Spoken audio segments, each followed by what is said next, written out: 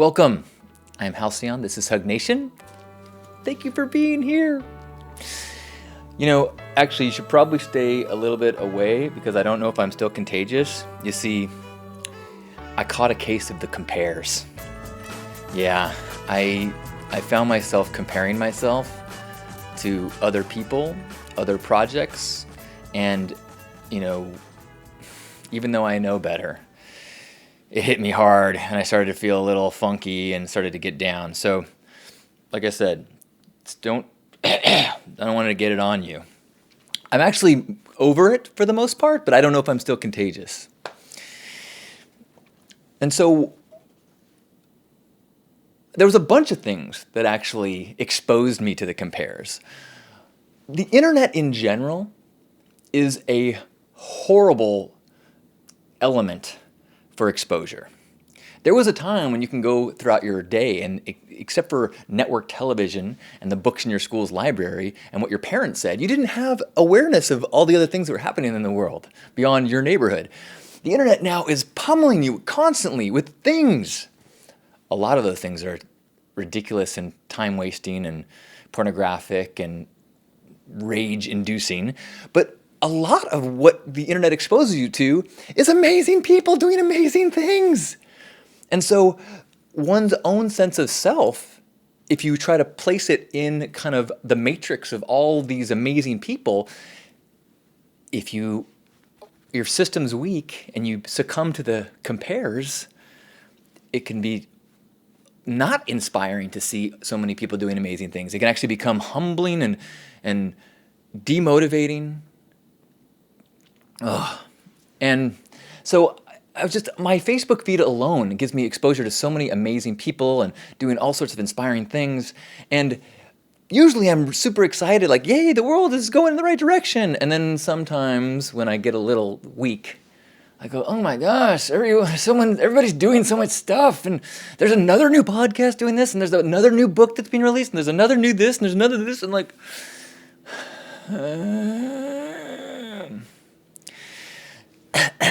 I think I got the compares. So that's just one element, just the Facebook feed I experience on a daily basis.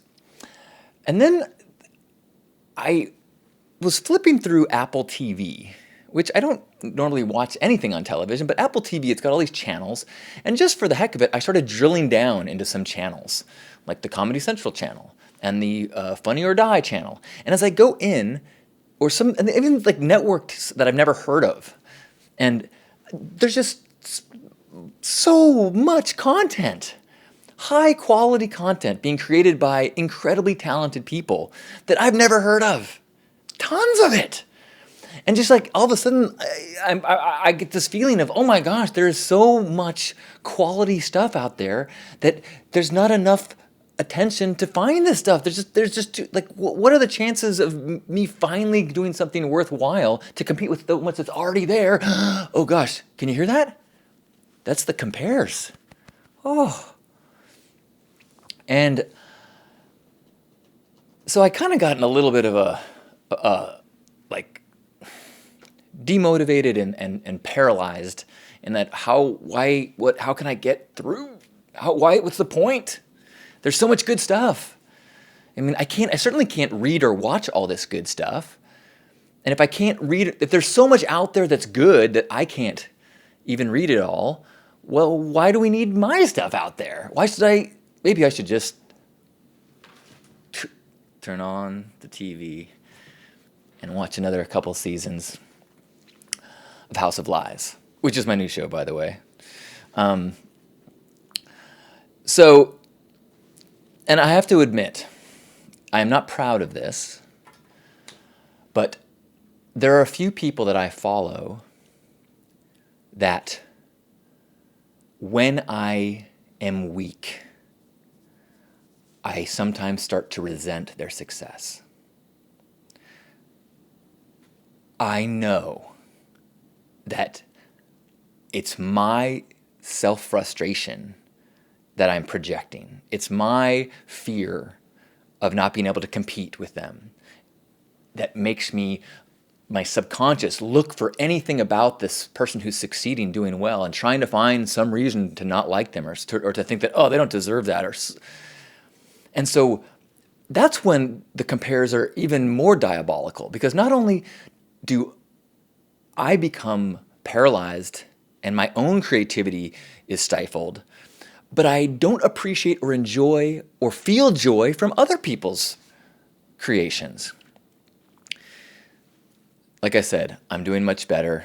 I've been on a steady drip of mindfulness and sunshine and gratitude, and I'm feeling much better. Because the truth is, there is not a competition. There is not a, 5 spots for spiritual, humorous, pseudo-burner speaker writers. And, that I have to kind of challenge one of the sitting people and take their spot like it's, a wrestling team. And I got to, fight my way to earn the position to speak and do it. That's not how it is. That's the some ego story that wants to put me in conflict with people who are fantastic soldiers in the same army as we are. They're soldiers of light. They are warriors of love. And all the good they do in the world is on behalf of all of us. And so I celebrate them. I become inspired by them once again when I can get myself in alignment and remind myself that that is a false story, that we are in competition, that there is a scarcity to success, and that when one person has success, that means that it's more difficult for me. When actually the exact opposite is true. Because the way that capitalism works is that we use money to vote for things that we want more of. So as people become successful in areas, that means money is going to those areas. That means the system is saying, we want more of this, we want more of this, we want more of this.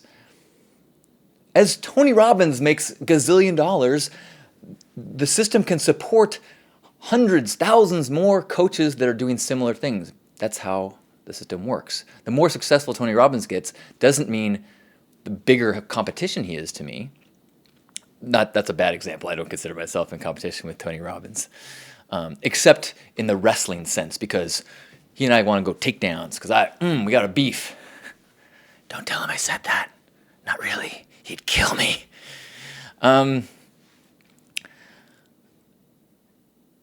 So one of the ways that I can snap out or pull myself out of a bad case of the compares is reminding myself that I am a category of one. All of us, our journey is absolutely unique. We're told that in trite ways from the time we're born, and it almost becomes hard to listen to that. You're unique, yes, you are unique and you are you. And what you are competing against is yourself. And what your best is today might be triumphant and amazing, and what your best is tomorrow might be survival. And that's okay. That's fantastic. I've actually gone through great lengths to kind of force my mind into the perspective that I'm a category of one, by coloring my hair pink, by dressing in different ways, by all sorts of little ways that I kind of crafted the person that I am in the world, is to kind of make it very clear to my ego that there's only one person in this category. Therefore, I'm in competition with no one, and I can be free to do whatever it is that I'm called to do. And I'm not saying everyone should get pink hair or do something dramatic, but trying to adjust your mindset so that you see that you are just a category of one will free you up so that you can simply allow yourself to be. And if you allow yourself to be and put your energy towards the effortless unfolding of you, the joyful expressing of what wants to come out of you, then you win. Yay! If, on the other hand, you craft a persona or a story of something else that you're trying to be, if you see, oh, I like that, I want to be like them, then it's much more effort. And then you can actually lose. Because if I'm trying to be Tony Robbins, at the end of every day, I failed. And the comparison, well, no wonder it feels terrible because he's awesome at being Tony Robbins and I can never be Tony Robbins. And if he's stupid enough to try to be Halcyon, well, he's going to fail miserably too. And everybody's gifts to the world are weakened if they fall out of being themselves and fall into the trap of trying to be something they're not. And comparison, the compares, is what often pushes us into putting so much energy into being something that we're not. Because the only compares that matters is to yourself, to who you were yesterday.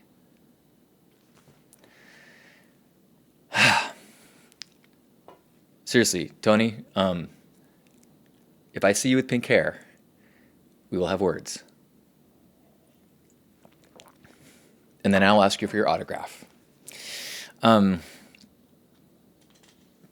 it's something that I mention frequently about that idea of trying to be yourself versus trying to be something that you're not, which was one of the most dramatic shifts, I think, in anyone's spiritual path. When you are trying to be something, when you're trying to be cool, when you're trying to figure out what it is do I need to do to myself to fit in, it is the effort to reward ratio is way out of whack, and you never are given the gift of flow.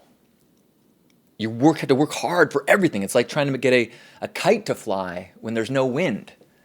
Whereas if you just allow yourself to be, then you can find yourself doing things in an effortless way, and you have no choice but to succeed because you're being you. Now, that you that you're being might not fit the image of what you think you should be, but that's a case of the shoulds, which is an equally dangerous ailment. We have a story in our culture that what we should be is grand and dramatic and have a certain, we define success in certain ways, and we